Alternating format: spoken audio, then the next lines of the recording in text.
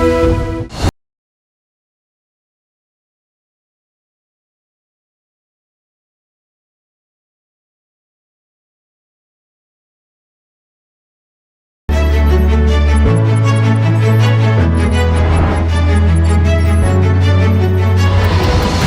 People's Platform. Good evening and welcome to the People's Platform.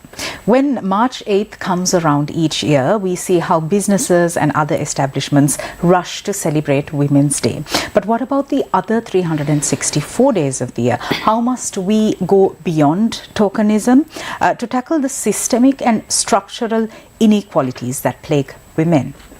Let's have the discussion. I'm so pleased to welcome to the studio Dr. Nimmi Menike, Senior Lecturer at Open University of Sri Lanka. Good evening and welcome to the show, Nimmi. Good evening.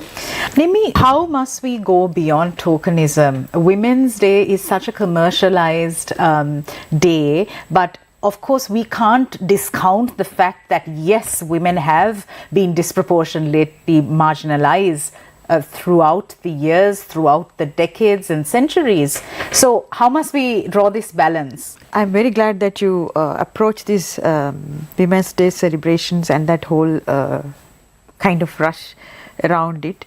Yes, I kind of do agree with what you said. It is a thing to celebrate, like given the historical context which runs back to somewhere in 1900. And what happens there. So basically at that point, I think it is something to do with rights per se, in the sense like workforce, and then the institutional barriers, and therefore what women had to do. So which should be recognized, and that finally has come up to this level of this force now that cannot be ignored. And that was, I don't think that can ever be ignored. So it is very good to have this day acknowledged. So that we are already doing, but that is, in a certain way, it says something that we should rather focus on, rather than focusing on this celebration. Because what do we celebrate when we celebrate this day? Are we celebrating just that day? And how the idealization of certain celebrations, and how we idealize women and therefore their roles, and so on and so forth. On the other side, do we really do that? Or is it just that token that you just suggested, the colors, even the pink, the pink being the theme, and then the flowers and so on and so forth. But then how much can they tell, or how much can they express what is really happening on other 364 days? That's, I think, the concern as women, as a society, or as just humans. We should be rather focusing on what is happening with women when it comes to these 364 days plus this day. Because even then, like if we say that this is a celebration, I also should say that this is something unknown to the women and also men from the peripheries. Because I'm sure in villages, women from villages, women far from Colombo and these main cities, they are not really aware of this. And should they be aware of? Because rather what they are aware of is the kind of violence that they go through in different manners and ways. Normalizing of the disempowered state is something that we see across the board, and you spoke about vulnerable, marginalized rural communities. How must we bridge this knowledge gap? Yeah, I think that also has to be done parallelly. Like it has to come with this education. When we say that education, it is also not that school education which comes only after 5 years of somebody's life, child's life.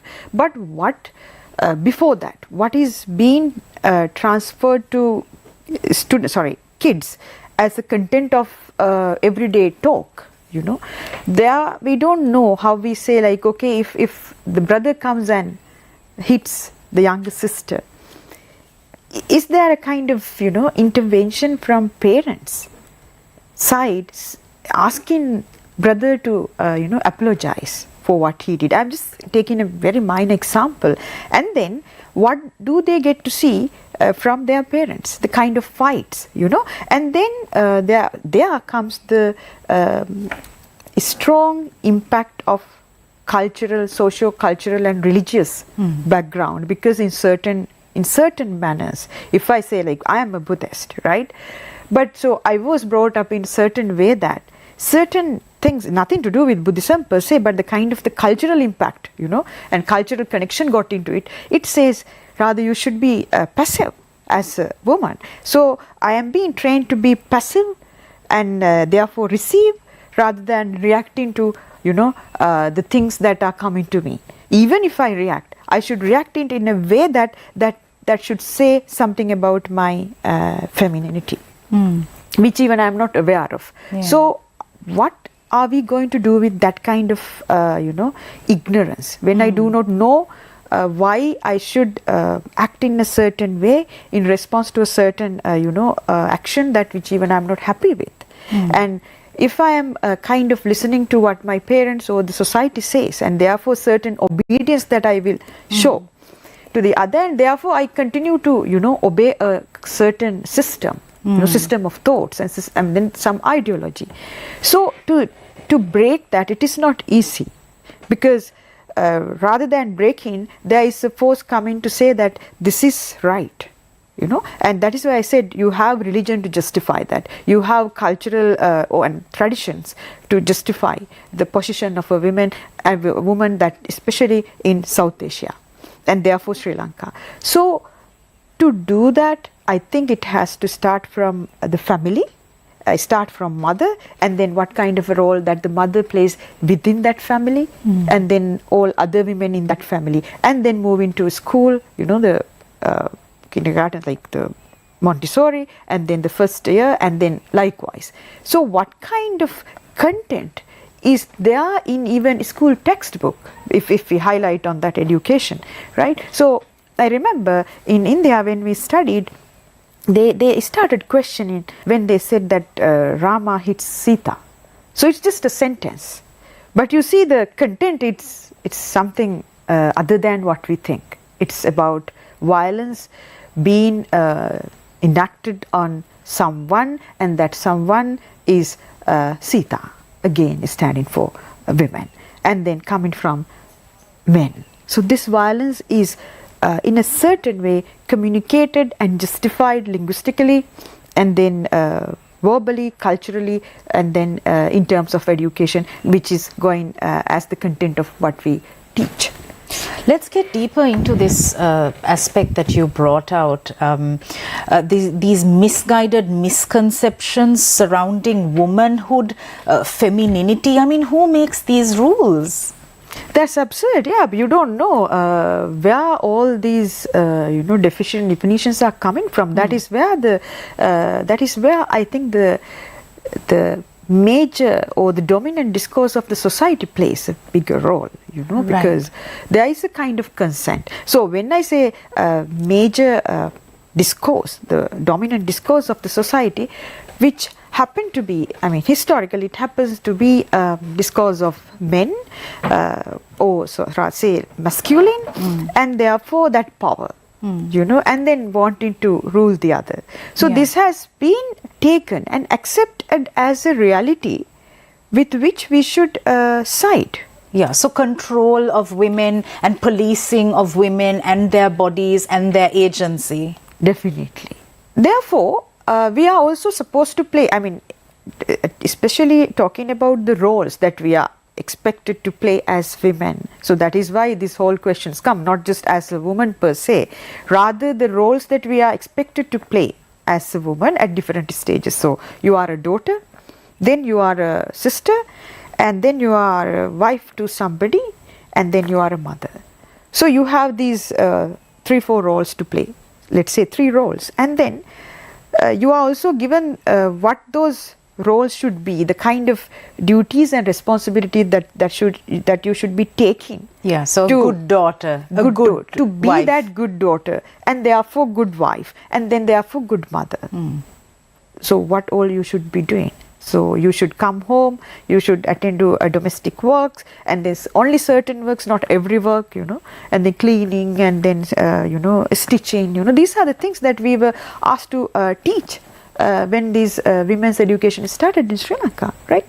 And then later they were not allowed to read certain books, certain kind of restrictions put on women. At the same time, the sad situation is that even we are ready to accept it as the normal.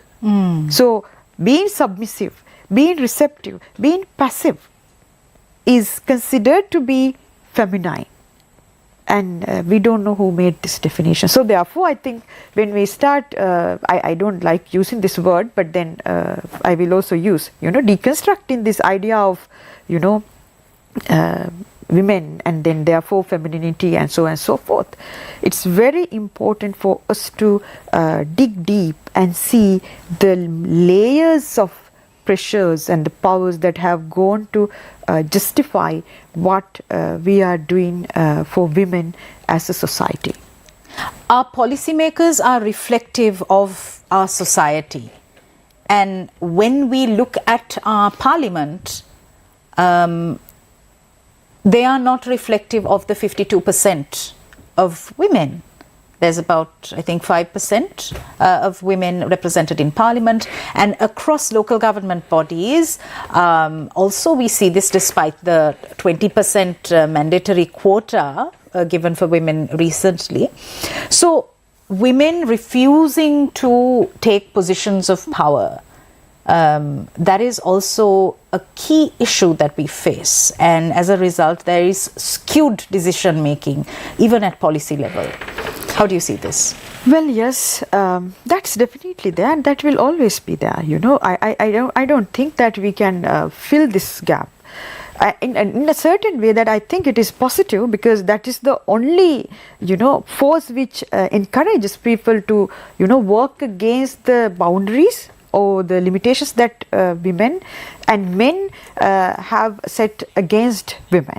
When I said women also have rather than men, women themselves have been putting a lot of restrictions against women, and therefore wanting to side with those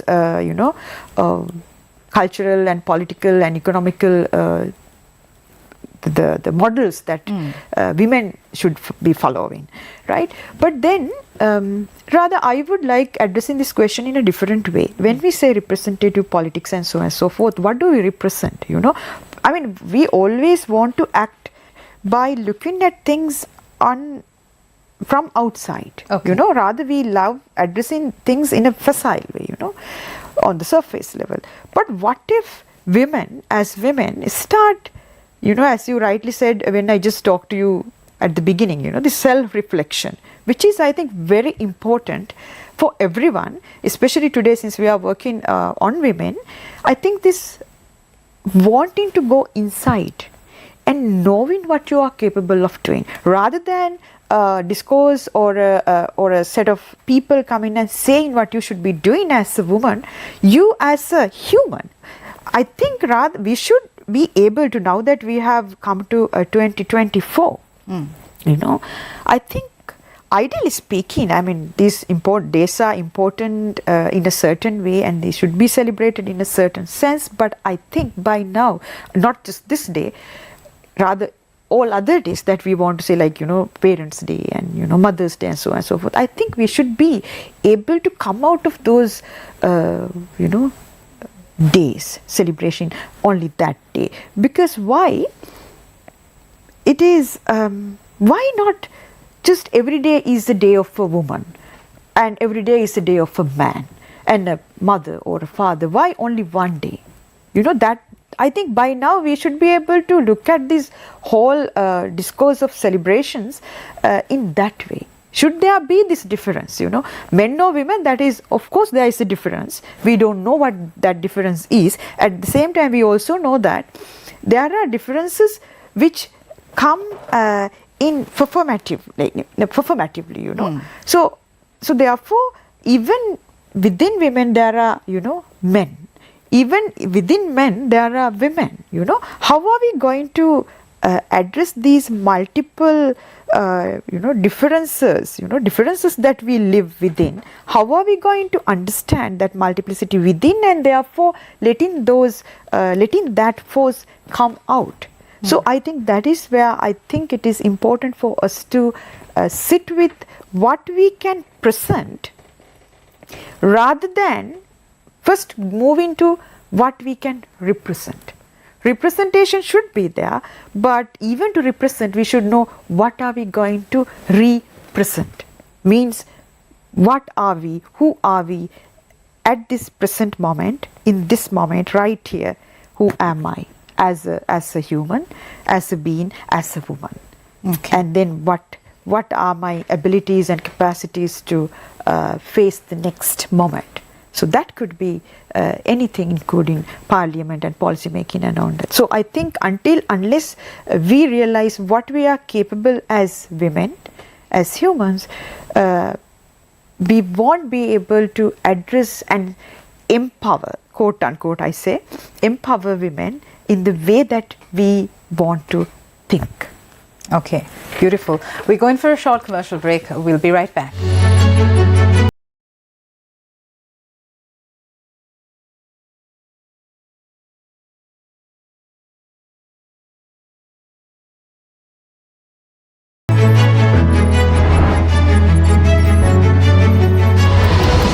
The People's Platform.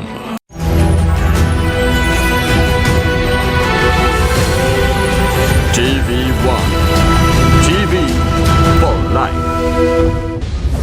President speaks at National Women's Day celebration. Unveils plan for 2 new bills advancing gender equality and empowering women. Sri Lanka Wanita Bimano 2023 Grand Finale concludes, revealing the new champion. සම්මානයේ ජනප්‍රියකම කිරුල Tharushi Karunaratne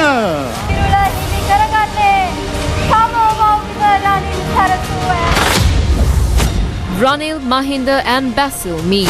Public opinion weighs heavily on the president's party following the leadership summit. Harsha De Silva outlines stance on the president's recent invitation. 6 Sri Lankans, including 4 children, killed. Young Sri Lankan suspect arrested.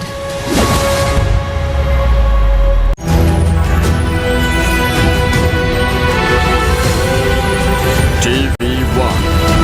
TV for life.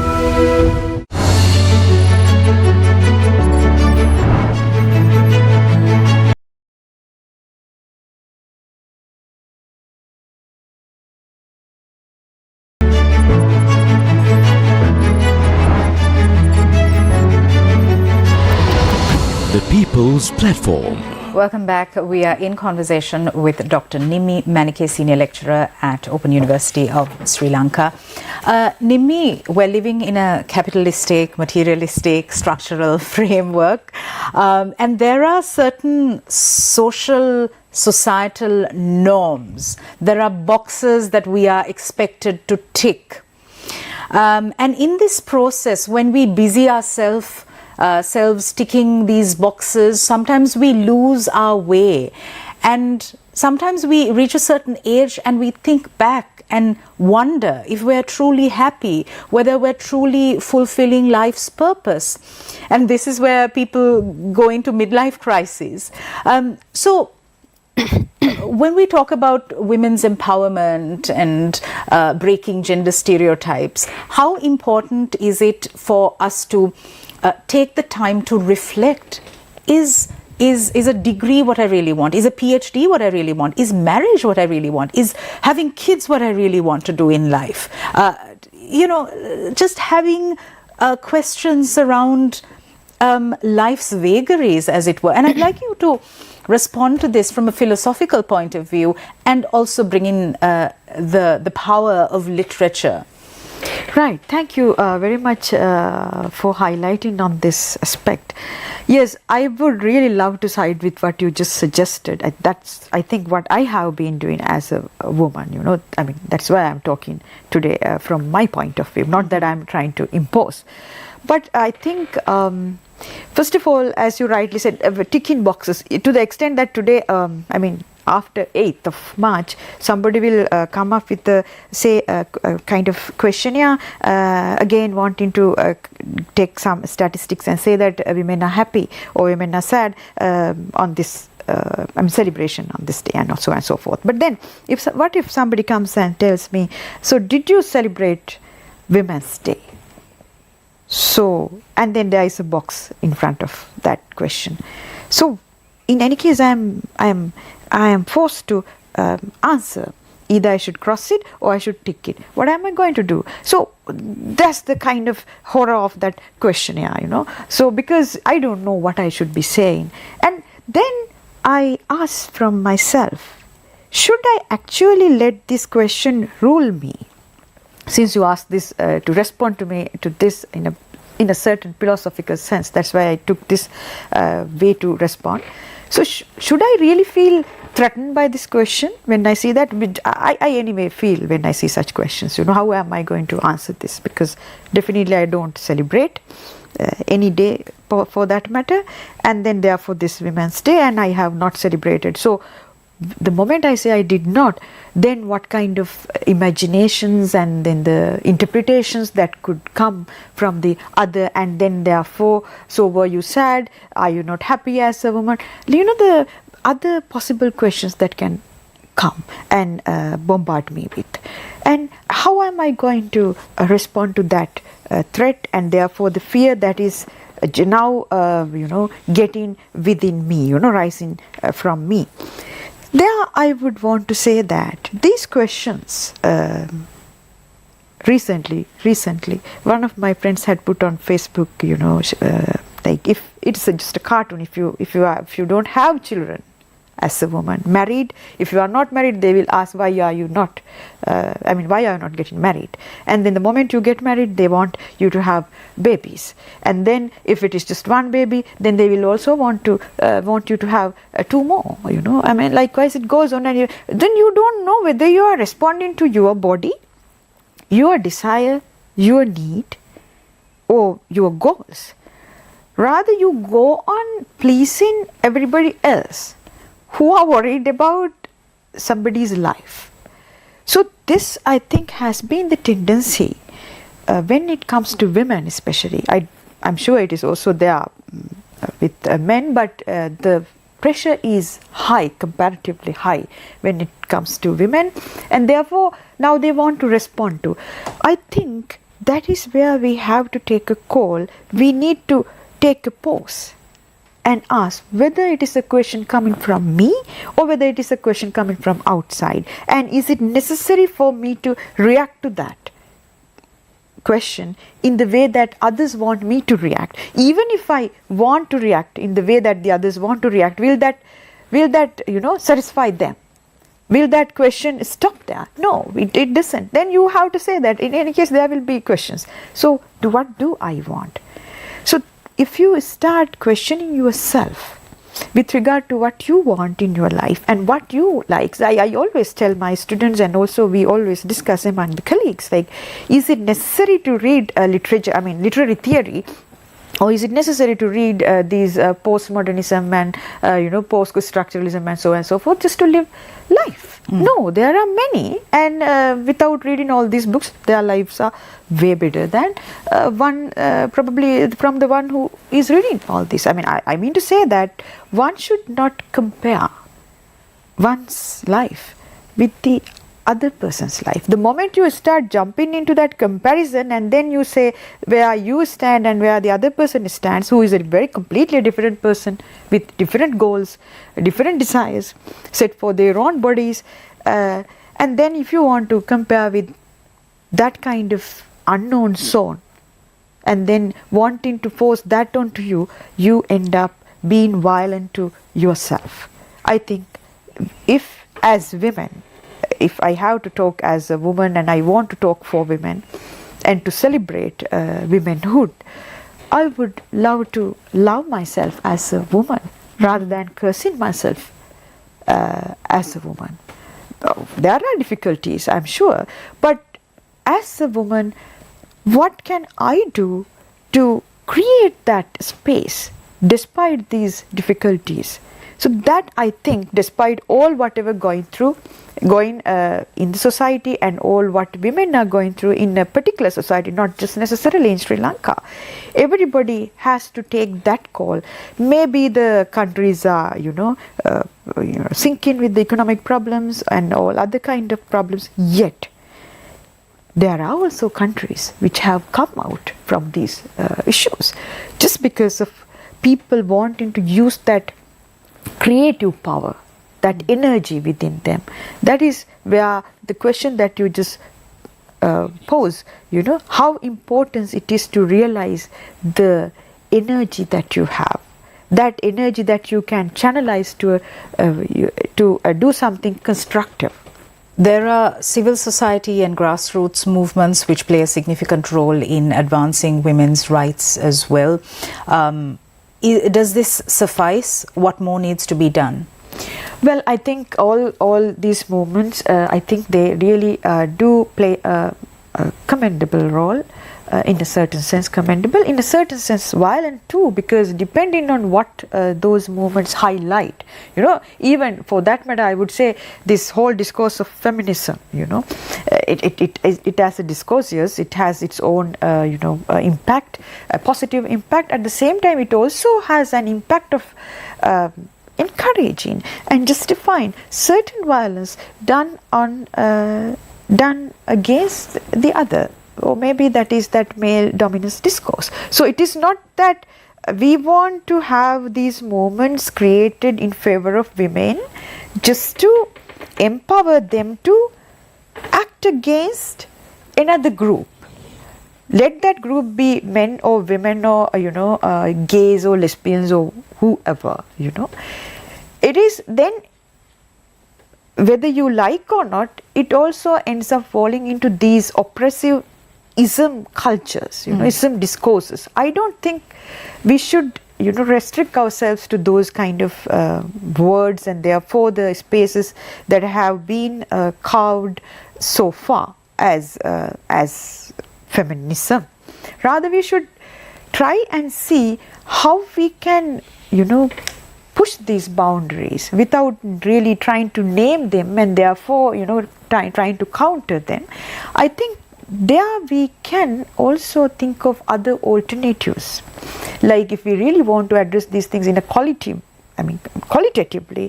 earlier you said literature is one such aspect, because we see there are certain things that even if you want to communicate, even if you want to share and express, say that I am sexually harassed. Just imagine that I am sexually harassed. Will I ever be able to verbalize it? Will I feel comfortable in sharing it with another person?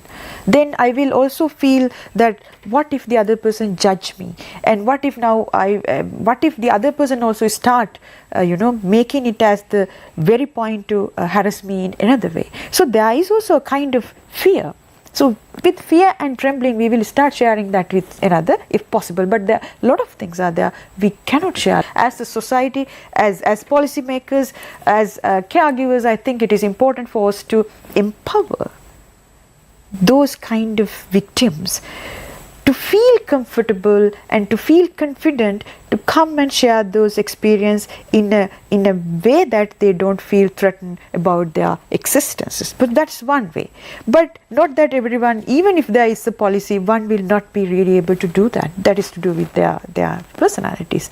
So then, yet I think it is necessary for you to express and let it be out. So there, even literature becomes a kind of non-violent way to express one's sadness and therefore what one wants to do with one's life. For that matter, I would say Vivi Marie van der Puten's write such beautiful poems, probably discuss and present so many violences, ways of women being harassed in different ways, even by a kind of a glance that we cast upon women. So I think therefore there are many other ways, including this way, like expressing yourself freely without even worrying about what's going to happen next. And literature literature offers that space for women and men to be women, also women to be like men. All right. Thank you very much, Dr. Nimmi Menike, for sharing your perspectives. Thank you. Thank you for watching us. We'll see you again next week. Good night.